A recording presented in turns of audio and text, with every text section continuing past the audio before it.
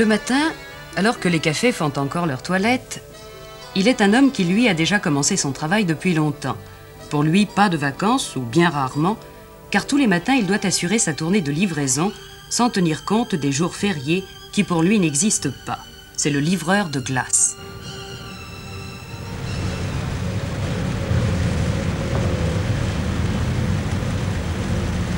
Monsieur, s'il vous plaît. Dites-moi, monsieur, vous ne pouvez jamais prendre de vacances? Ah, vous savez, chez nous, c'est assez difficile. Hein. On travaille tout l'été en général et bien souvent l'hiver. Il y a longtemps que vous n'avez pas pris de vacances? Bah, ça fait 6 ans. Est-ce que vous avez l'intention d'en prendre? Bah, l'année prochaine, peut-être. Quand? Bah, vers le mois de décembre. Et où est-ce que vous irez à ce moment-là? Bah, j'ai de la famille à Deauville, j'irai, je me baignerai par-dessus. Merci beaucoup, monsieur. Pas de quoi, madame. Certes, lorsque l'été fait régner sur Paris une chaleur étouffante, tout le monde pense à la glace. Ce qu'on oublie trop souvent, c'est que le besoin s'en fait sentir tout autant lorsque la température est moins élevée. Étés éclatants, étés pluvieux, trop frais pour les amateurs de chaleur, de toute manière retenu par ses clients habituels, le livreur, lui, ne peut abandonner son poste, ne peut quitter Paris pendant toute la durée du mois d'août.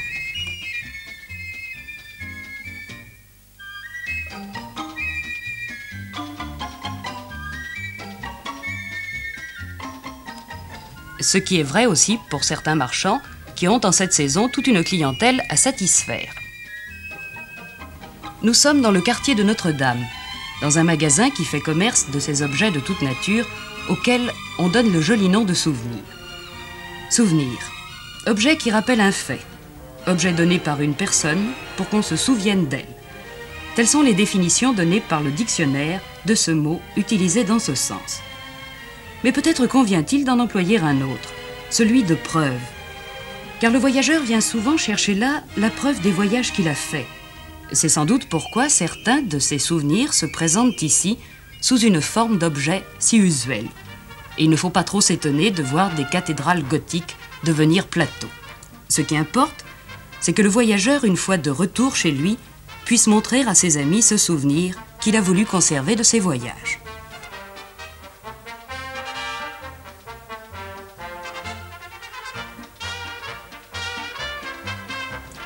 Pour les propriétaires de ce magasin en cette saison, point de vacances possible, c'est ce qu'ils nous expliquent fort bien eux-mêmes.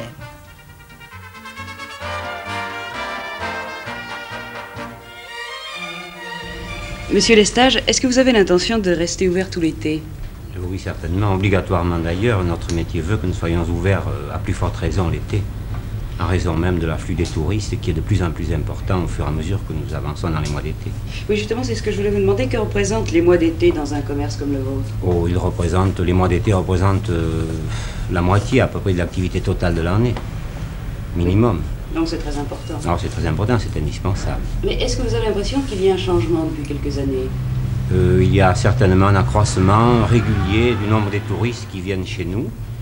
Et c'est tellement vrai que cet hiver même, au mois de février, nous avons reçu des groupes que nous ne voyons pas habituellement, notamment les Australiens.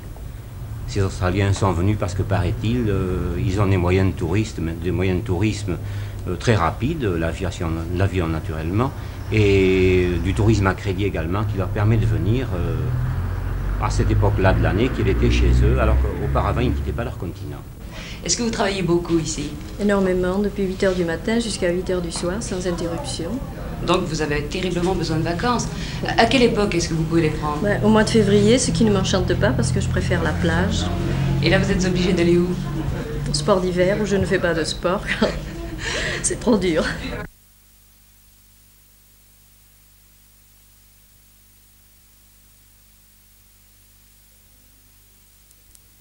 En quelle langue sont les livres que vous tenez à la main, madame? En anglais. Je m'occupe presque essentiellement des touristes américains et anglais. Je les guide le mieux possible dans leurs achats et parfois je les conseille sur les différents livres, aussi bien sur le Louvre que sur Notre-Dame, les aquarelles, les diapositives, en leur expliquant les monuments de Paris. Et je m'occupe du change aussi, ils sont assez déroutés par le nouveau franc. Quelquefois, je les console. Il y a une dame très âgée qui est venue, essoufflée après avoir fait le tour de Notre-Dame 2 fois. Impossible de trouver le tombeau de Napoléon. Dans le magasin, nous pouvons apercevoir quelques-uns de ceux qui, justement, prennent des vacances.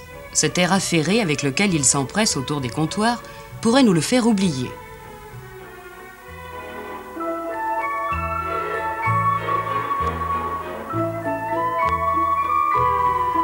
Ce sont bien pourtant leurs congés, leurs loisirs qu'ils occupent ainsi.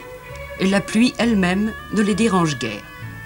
Et c'est peut-être justement une des qualités de l'être humain que d'occuper ses loisirs à toutes sortes de tâches qu'il jugerait rebutantes si elles lui étaient imposées.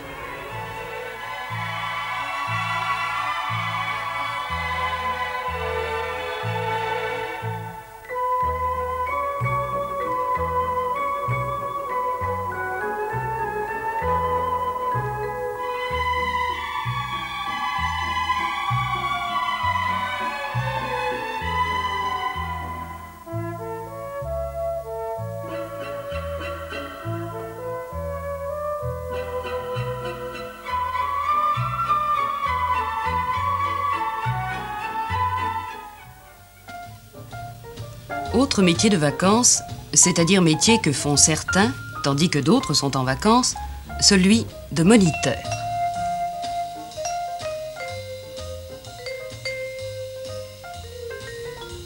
Tout autour de Paris, il existe différents camps aérés. Ce sont des lieux où l'on accueille les enfants qui n'ont pu trop s'éloigner de la ville pendant l'été.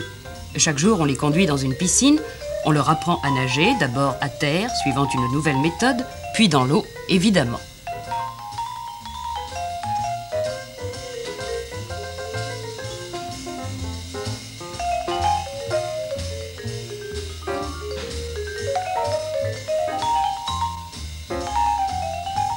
Tous leurs jeux sont également surveillés, n'ont lieu que sous la direction de leur moniteur.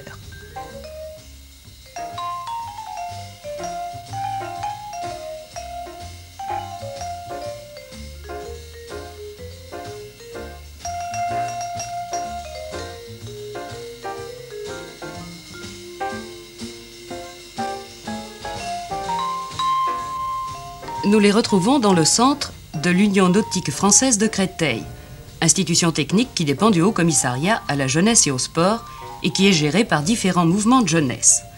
Là, les enfants peuvent s'adonner au sport nautique en toute sécurité. En effet, ici aussi, les moniteurs veillent sur eux.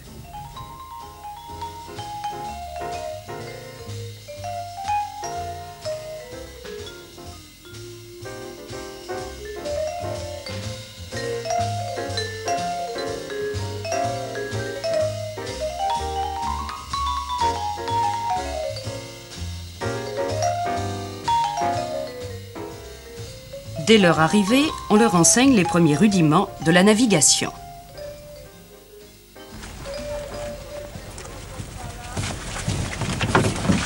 Allez-y doucement. Encore, ne lâchez pas. Encore. Ça va, numéro 1.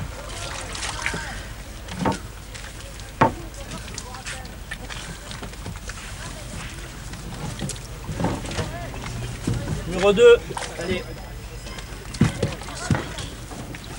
Collez-vous bien contre le plat-bord. Hein. Bon, le numéro 3, en avant.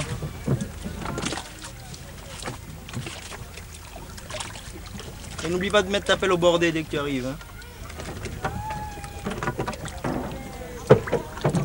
Non, à gauche, à gauche. Allez, numéro 4.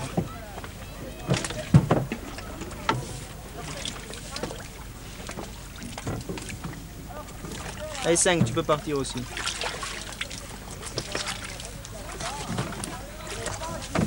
Contre le plat-bord, le numéro 4.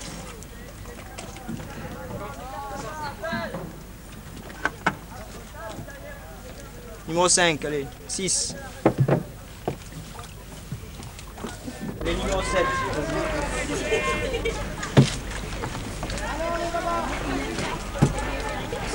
Allez, numéro 8, repartira bien contre le plat-bord. Hein. Numéro 8.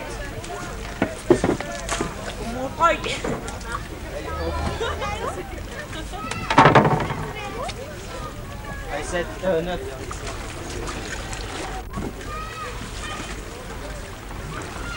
Ah, je suis froide. Mets ta pelle au bordé. Hein.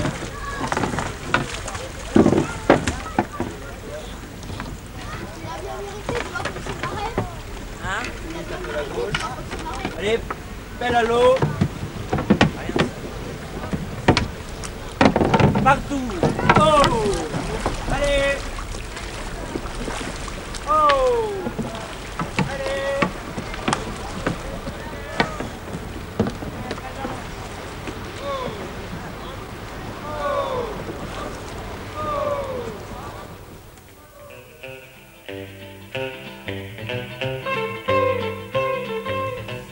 Malgré tant de précautions prises, il se produit parfois quelques incidents parmi ces navigateurs d'occasion. Incidents sans aucune gravité, puisque les moniteurs sont toujours prêts à intervenir.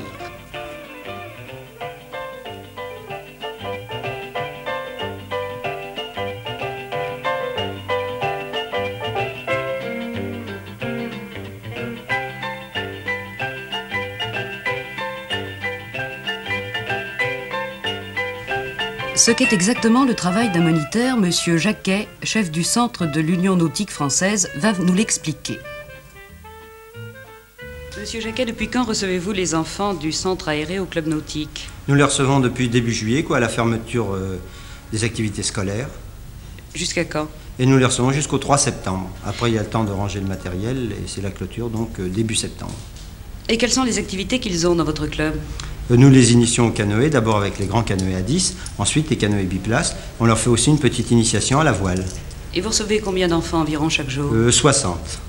Et pour ces enfants, vous avez combien de moniteurs? Moniteurs nautiques, j'en ai 5. Oui.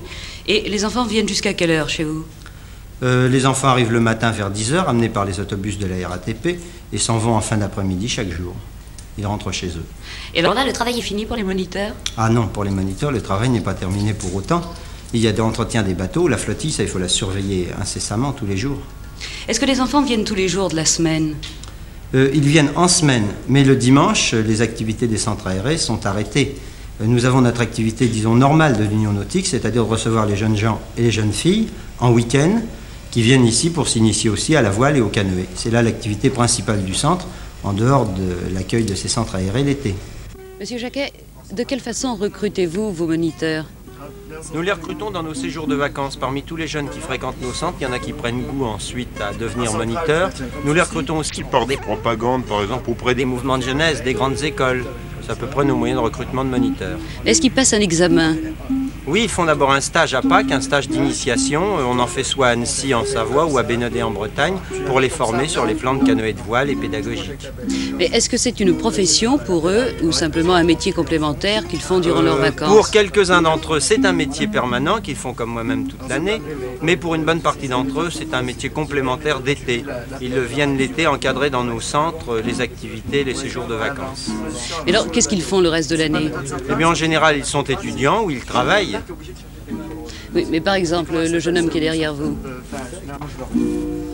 Moi, je suis étudiant en technique à Reims. Moi, je suis étudiant à la faculté de sciences à Grenoble. Moi, je suis en 4e année d'école normale à Chalon-sur-Marne. Moi, je suis ajusteur outilleur à Paris. Et moi, je prépare mon bac technique à Lyon. Quant à moi, je suis moniteur permanent.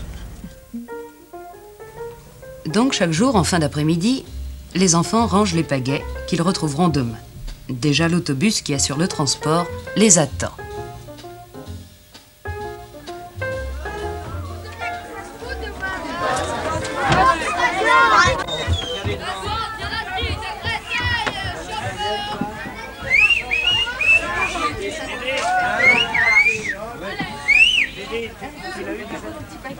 Où vivez-vous habituellement, monsieur Jacquet? Au centre même. Je vis au centre même. J'habite là 12 mois par an. Toute l'année? Oui, toute l'année. Et vous ne pouvez jamais prendre de vacances? Ah si, Quand? l'hiver. Et où allez-vous à ce moment-là? Eh bien au ski. Mais en attendant l'hiver et les pentes neigeuses, le chef du centre et ses moniteurs continueront à assurer leur travail, ce travail de l'été.